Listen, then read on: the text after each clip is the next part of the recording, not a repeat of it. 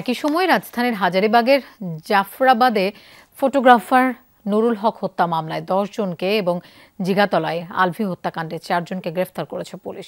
সকালে ডিএমপির মিডিয়া সেন্টারে এক সংবাদ সম্মেলনে এই তথ্য জানায় পুলিশ। গ্লিটারের টুইন লেমন ও অ্যান্টিব্যাকটেরিয়াল ফর্মুলা বাসনকে চকচকে জীবাণুমুক্ত করে আমাদের দেয় গ্লিটার গ্যারান্টি। ডিএমপি রমনা বিভাগের ডিসি মোহাম্মদ মাসুদ আলম জানান, নুরুল হক হত্যার ঘটনায় নাইম নামের একজন নেতৃত্ব দেয়।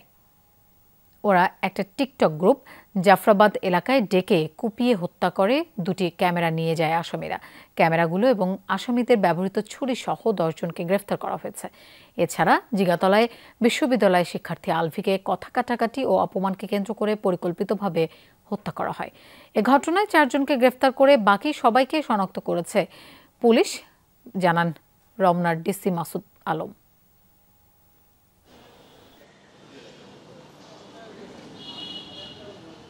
মোবাইল দিয়ে টিকটক করলে সেই মোবাইলে রেজুলেশন ভালো থাকে না, বা ভিডিওগুলো এত পরিষ্কার থাকে না, বা ওগুলো কাটতেই হয় না, এরকম একটা চিন্তা ভাবনা থেকে তারা মনে করে যে তাদের জন্য একটা ভালো ক্যামেরা দরকার।